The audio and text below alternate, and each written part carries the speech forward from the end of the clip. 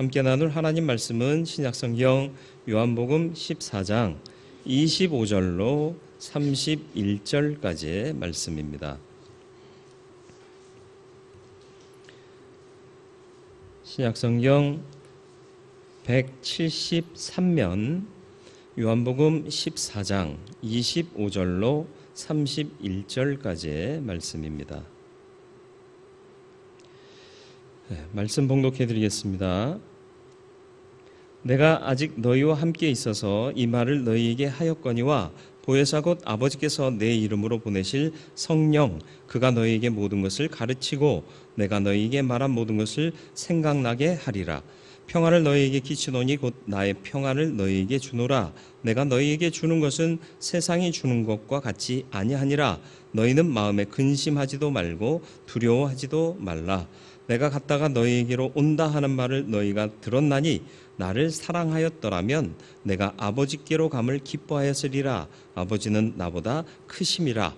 이제 일이 일어나기 전에 너희에게 말한 것은 일이 일어날 때 너희로 믿게 하려 함이라. 이후에는 내가 너희와 말을 많이 하지 아니하리니 이 세상에 임금이 오겠습니다.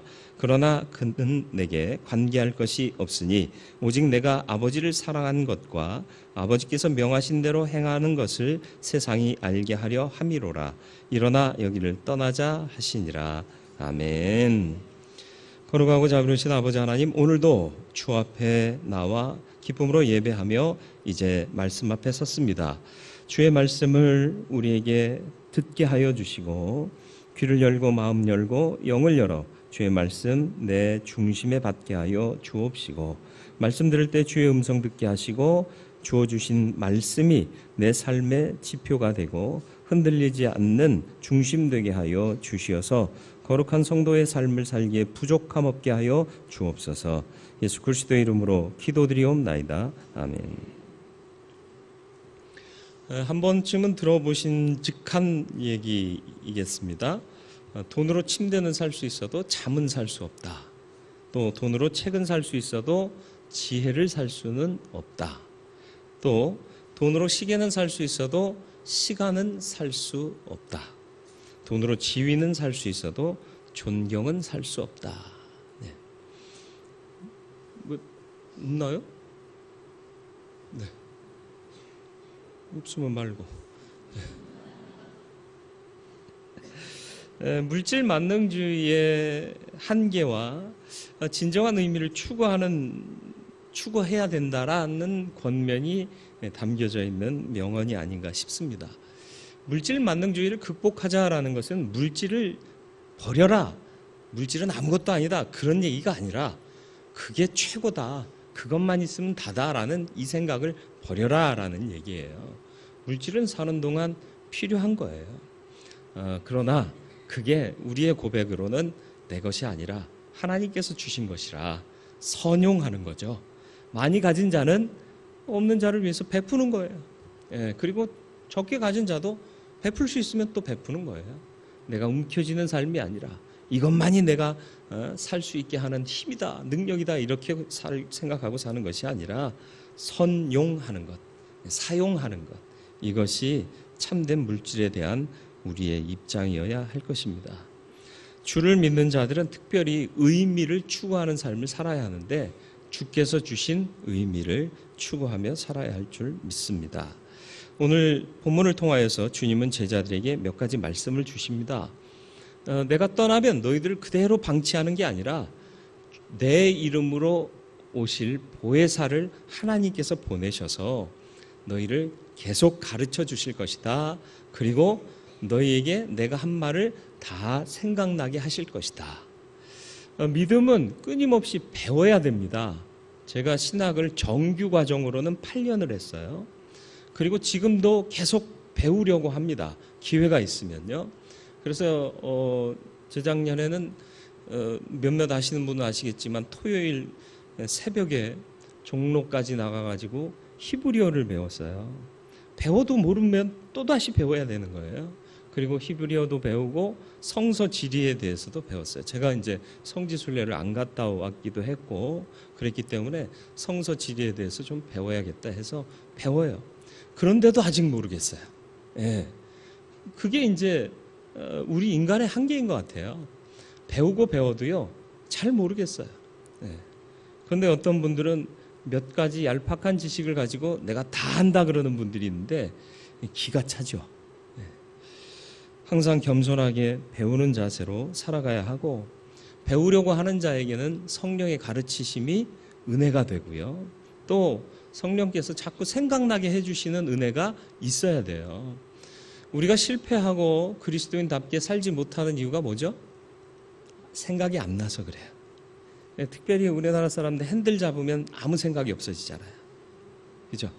그래서 내가 어떤 사회적 지위와 조건에 있는 사람인지를 망각해요. 저도요, 핸들 잡으면요, 제가 누군지를 잊어버릴 때가 많아요.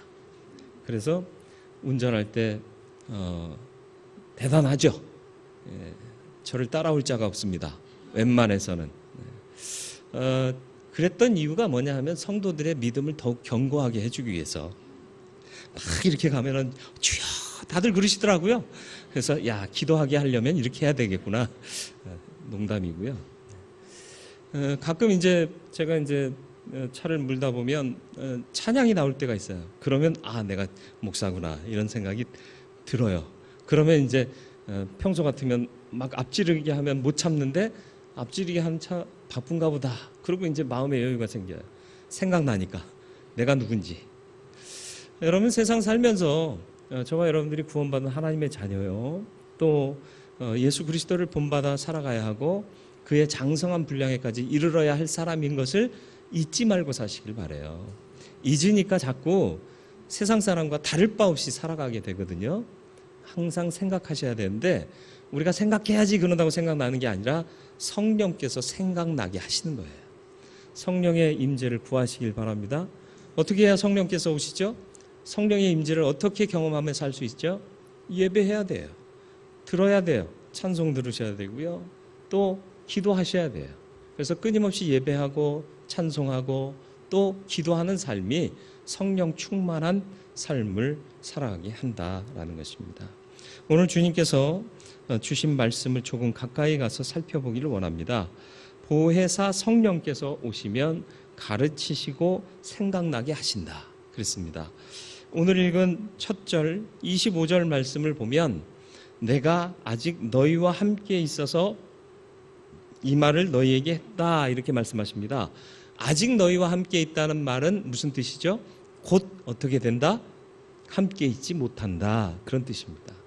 그러니까 주님께서 곧 떠나시는데 떠나시되 그저 제자들을 방치하시는 것이 아니라 26절 보혜사 곧 아버지께서 내 이름으로 예수의 이름으로 보내실 성령 그가 너희에게 모든 것을 가르치고 내가 너희에게 말한 모든 것을 생각나게 하리라. 그러니까 주님께서 해야 할 역사를 성령께서 오셔서 끊임없이 가르쳐 주시고 또 생각나게 하실 것이다. 끊임없이 배우고 생각하며 살아가는 저와 여러분들이 되기를 축원합니다. 사실은 인생은 배우고 배워도 자꾸 잊어먹어요. 그래서 우리는 깨달아 알 수 있는 그런 지혜와 삶의 방법을 추구해야 되는데 그 온전한 방법이 뭐냐? 성령이 가르쳐 주시고 생각나게 하시는 것이다. 성령께로 마음을 열고 귀를 열어 그래야 우리는 알게 되고 알아야 제대로 살 수 있고 또 생각나야 내가 무슨 일을 해야 할 것인지 무엇 때문에 사는 것인지를 알게 된다라는 것을 잊지 마시고 성령의 임재를 구하며 또 성령께서 가르치시는 것을 깨달아 알고 또 생각나게 하시는 대로 생각하며 살아가는 저와 여러분들이 되기를 주님의 이름으로 축원을 드립니다. 두 번째로 하신 말씀이 뭐냐? 평안을 너희에게 끼치노니 곧 나의 평안을 너희에게 주노라 그랬습니다. 편안함과 평안은 다른데 많은 사람들이 편안함이 평안인 줄 착각하고 살아요. 평안이 더 가치 있는 것이고요. 편안함은 평안 중에 일부의 가치인데 편안이 평안이라고 생각한다는 거예요. 편안은 육신에 근거한 겁니다. 그래서 침대 파는 선전 보셨습니까? 편안한 침대라고 그러지 평안한 침대라고 얘기 안 해요. 그죠? 이 침대는 당신에게 편안함을 줍니다. 그러지 평안을 주는 거 아니에요. 배부르고 등 따스운 것으로 대변되는 게 편안함입니다. 아무 사건 일어나지 않고 그냥 잘 가는 거, 이게 편안함이에요. 근데 평안은 뭐죠? 평안은 아닙니다. 샬롬하고 인사했는데 이 샬롬의 의미를 아십니까? 예수님 당시에는 로마가 또 패권을 장악해서 팍스 로마나의 시대였습니다. 팍스가 뭐냐면 피스요. 평화의 시대다. 로마에 의한 평화의 시대다. 이렇게 표현했는데 정말 평화의 시대였나요? 로마가 무력을 가지고 억압해서 전쟁이나 소요가 없었어요. 그런 상태를 평화다라고 얘기했는데 그건 너무나도 소극적이고 또 반대되는 개념의 평화인 거예요. 그러니까 주님께서 말씀하시기를 너희가 생각하는 평화는 편안함 아니냐, 그리고 또 이 시대가 강조하고 있는 평화는 무력에 의한 억압 아니냐, 내가 주는 평화는 세상의 것과 다르다, 이렇게 말씀하십니다. 주님이 주시는 평화는 뭐죠? 샬롬은 뭐죠? 마음의 평안함은 뭐예요? 보장받은 사람의 몫입니다. 무엇을 보장받았죠? 영생을 보장받았어요. 그러니까 우리는 항상 눈을 어디로 떠야 돼요? 코앞을 보고 사는 인생이 아니라 멀리를 바라보고 사는데 그 멀리가 어디예요? 영생이요. 하나님 나라요. 그거 바라보면 현재의 어려움 넉넉히 이길 수 있는 것이죠. 미래를 위해서 꿈을 꾸는 사람은요, 현재를 이길 수 있습니다. 아프지 않다는 게 아니에요. 아프지만 극복하고 이길 수 있다라는 것입니다. 평안에 대한 기록이요, 엘리사가 만난 수넴 여인에 의해서 좀 명확해질 수 있는데요. 엘리사가 이제 수넴 지역을 자주 왕래했습니다. 지나갔어요. 수넴 여인이 부유한 여인이었는데 엘리사를 모셔서 공개합니다. 그리고 남편에게 청하여서 다락방을 이 선지자가 머무를 수 있게 꾸며줍시다. 그래서 지나다닐 때 수넴 여인의 집에서 묵으면서 공개를 받습니다. 너무 고맙잖아요. 그래서 엘리사가 그 여인에게 필요한 것이 무엇냐 물어보니까 필요한 거 없습니다. 그러나 다만 내게 아이가 없습니다. 그 얘기를 듣고는 엘리사가 내년 이맘때에 내가 아이를 가질 것이다. 수넴 여인이 아유 저한테 농담하지 마세요. 이렇게 받아들였습니다. 그러나 그렇게 된다 말씀하신 그대로 또 이듬해에 아이를 출산하고요. 아이가 잘 자랐어요. 무럭무럭 자라는데 하루는 아빠를 따라 들여 나갔는데 갑자기 머리가 아프대요. 그러니까 아빠가 어떻게 못하니까 종을 시켜서 엄마에게 데려다 줘라. 엄마가 안고 있는데 아이가 죽었습니다. 어떠세요?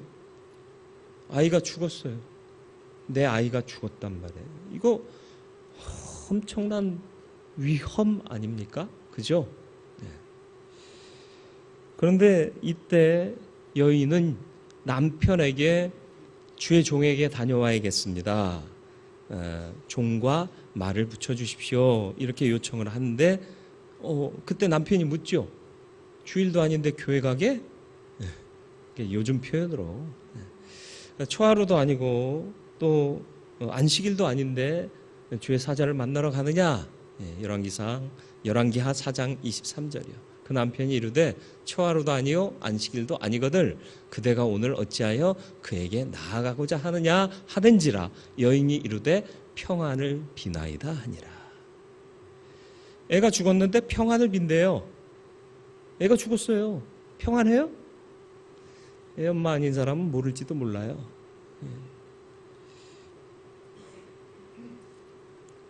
그런데 어떻게 평안을 얘기할 수 있을까요? 하나님에 대한 믿음이 담겨 있는 거예요.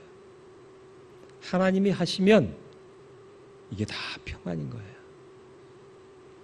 샬롬인 거예요. 샬롬의 의미는 편안한 게 아니에요. 사건이 있어도 하나님의 권능 안에 그 사건이 이루어지고 있고 진행되고 있다. 하나님의 권능의 손이 나를 붙잡고 있다. 그 사실을 믿으면 샬롬인 겁니다. 제가 예전에 이제 보육원에 있을 때 보육원을 설립하신 전도사님, 할머니 전도사님이 새벽 기도회를 다녀오시다가 연탄차에 치여 돌아가셨어요.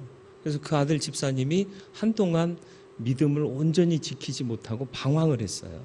왜냐하면 선한 일을 위해서 보육원을 설립하고 또 하루도 빼먹지 않고 새벽 기도에 다니신 어머니인데 기도하는 여종을, 선한 일을 행한 여종을 어찌 이렇게 비참하게 죽게 만들었느냐라는 거죠. 그건 우리의 눈이 미치는 데까지만 보니까 그래요. 눈이 미치지 못하는 곳은 영의 눈을 또 바라봐야 되는데 거기까지 보면 위로와 소망이 있는 겁니다. 어떤 사람은요, 잠자다가 죽는 사람도 있어요. 어떤 사람은 오래도록 병고를 고생하다가 너무 힘들게 죽는 사람이 있고요. 뜻하지 않은 불의의 사고로 죽는 사람이 있어요. 누가 불행하게 죽은 건가요? 불의의 사고? 심한 병 중에? 우리는 그렇게 판단하면 안 돼요. 평안히 잠들다가 죽었어도 구원 못 받고 지옥불에 떨어졌으면 불행한 죽음이에요. 험한 병 중에 고생하다가 죽었을지라도 구원받아 천국 갔으면 행복한 죽음일 거예요. 우리의 믿음이 거기까지 이어져야 하는 거예요. 그러니까 불의의 사고로 우리가 볼 땐 비참해 보일지라도 죽은 이후에 그가 어떻게 됐느냐를 우리는 봐야 되는 거예요. 사자의 먹이가 돼서 죽었던 초대교회 성도들이요, 죽으면서 찬송하며 주의 영광을 외치며 죽었던 것이 불행한 죽음이라고 생각하는 사람 아무도 없어요. 위대한 죽음이다, 정말 아름다운 신앙이다, 이렇게 평가하지 어쩌다 저렇게 죽었대 라는 생각을 가진 사람이 없단 말이에요. 샬롬은 그겁니다. 우리가 이후에 받을, 인생 이후에 받을 하나님께서 주실 영광, 세우실 영생, 누릴 복락, 그걸 바라보면서 현재를 이기고 나가게 되는 것, 이게 샬롬인 거예요. 그러니까 세상 일에 요동함이 없어요. 세상이 어찌 변하든지 내 중심 지키는 거예요. 세상 풍조는 나날이 갈리어도 나는 내 믿음 지키리니 찬송하잖아요. 그게 우리의 샬롬인 거예요. 저와 여러분들이 이 샬롬이 있기를 바랍니다. 이거 이러니까요, 자꾸 심인성 질병이 넘쳐나고 우울증이 넘쳐나는 거예요. 오늘 이 시대가 먹고 살기 너무 좋아졌잖아요. 근데요, 멀쩡한 인간을 찾아보기가 힘들어요. 어저께는 어느 동네에서 60대 택시기사가 택시 운전을 하는데 뒤에서 외제차가 들이받고는요, 운전자가 내려서 합의를 하려는데 입에서 술 냄새가 나니까 음주 신고를 하려고 하니까 옆에 타고 있던 친구가 와가지고 그 택시기사를, 아들뻘 되는 사람이 아버지뻘 되는 택시기사를 흠씬 펴가지고 갈비뼈가 부러지는 전치 4주의 상해를 입혔다고. 이거 왜 이래요? 미치겠죠? 화나죠? 이상한 거 아니에요? 잘못된 거 아니에요?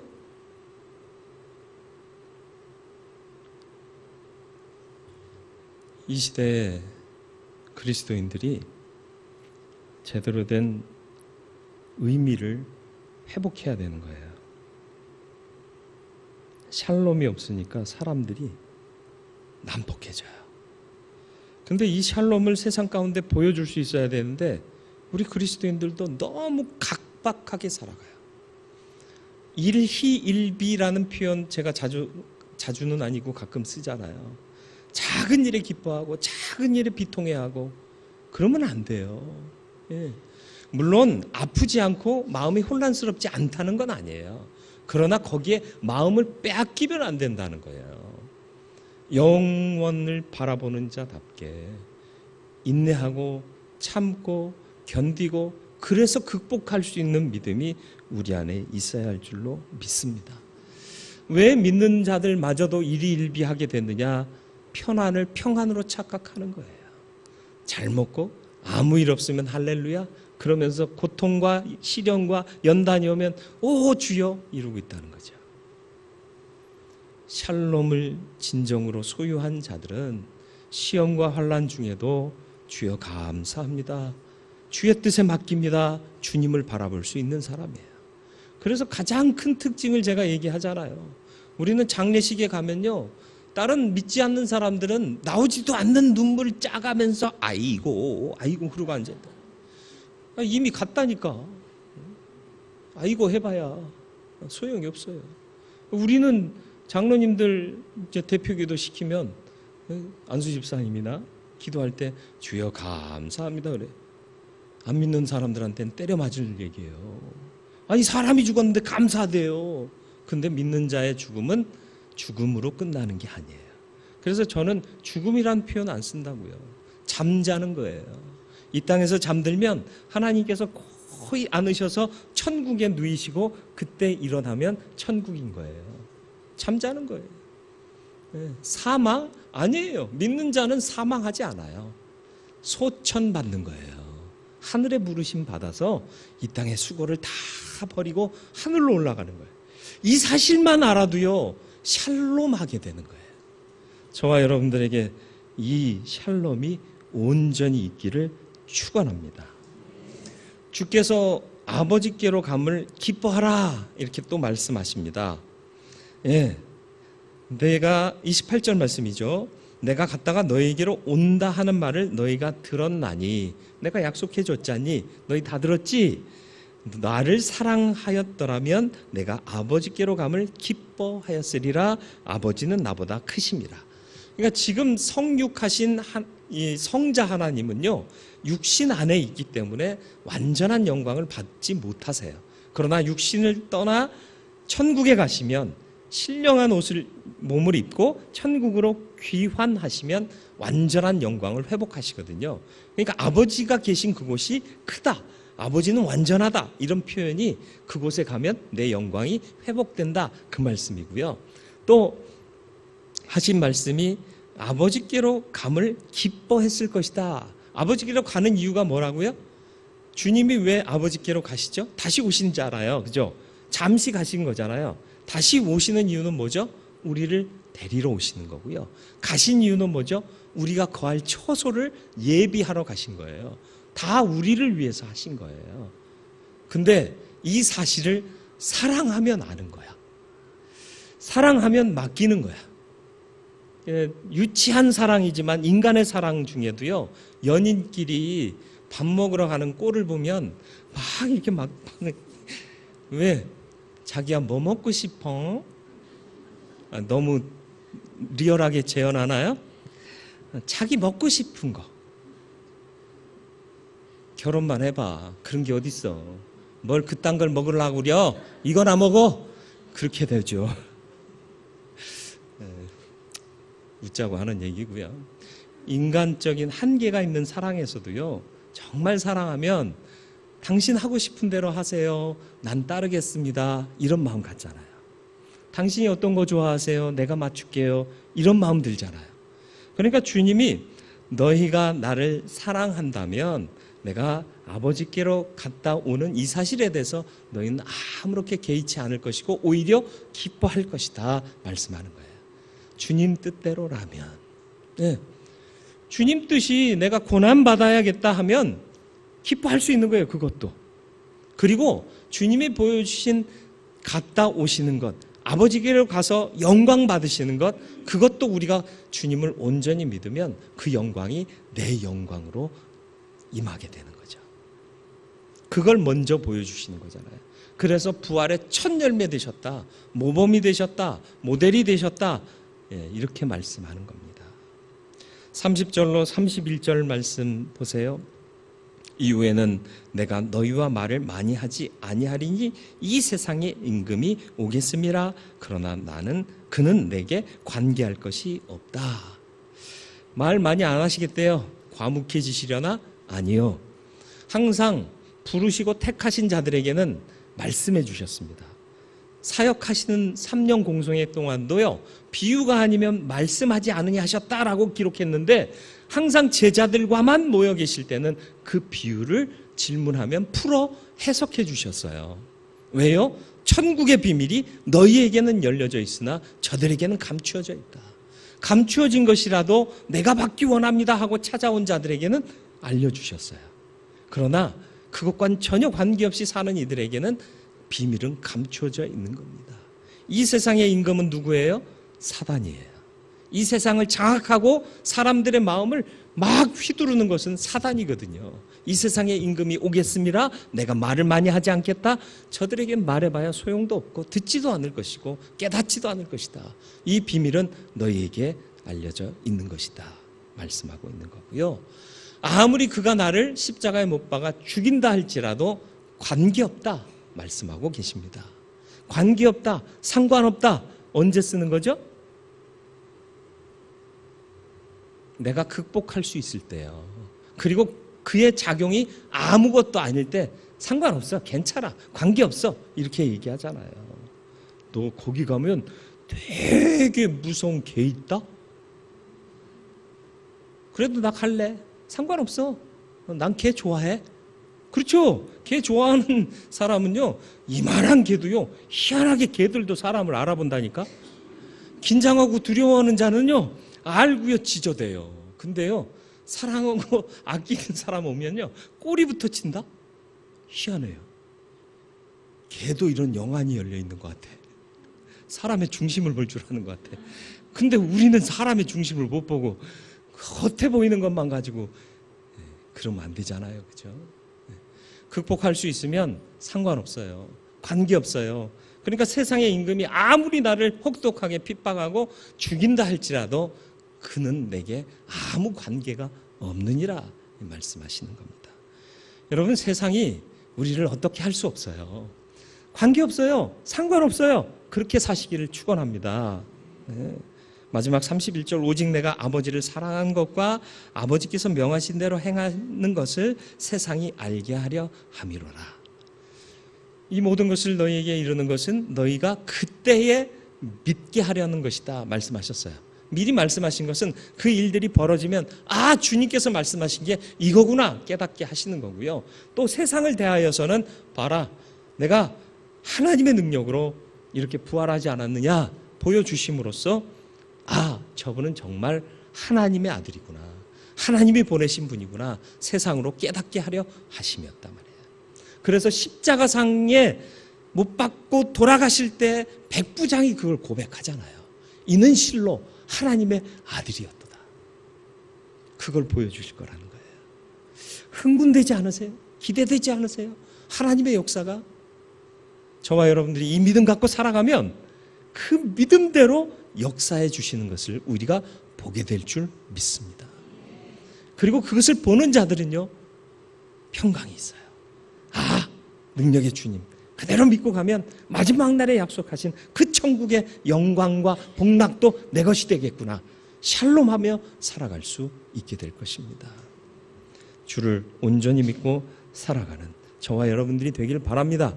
그러나 우리 의지로 안 되기 때문에 보혜사 성령의 능력을 힘입어야 합니다.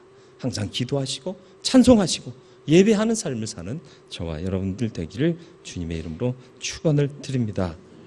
보혜사 성령께서 가르치시고 생각나게 하실 겁니다. 성령의 임재를 늘 경험하고 덧입으시길 바랍니다. 그리고 편안이냐 평안이냐, 우리가 추구할 것은 평안인 것을 잊지 마시길 바라고 샬롬이 우리 안에 이루어지길 바랍니다. 그러기 위해서는 코앞에 눈을 두지 마시고 하나님이 약속한 미래를 바라보며 살아가는 저와 여러분들 되길 바라고요. 주께서 아버지께로 가심을 기뻐하는 삶을 살기 위하여 주님을 더욱 사랑하는 사람이 되어야 하겠습니다. 주님께서 아버지께로 가서 영광 받으신 것처럼 우리도 그와 같이 영광 받게 될 줄로 믿습니다. 세상이 그 어떤 힘도 어떤 왕도 우리를 얻지 못합니다. 상관하지 마십시오. 문제 없습니다. 관계하지 마십시오. 그리고 힘있게 살아가는 주의 종들이 되시기를 축원합니다. 말씀 생각하며 기도하기 원합니다. 함께 기도하겠습니다.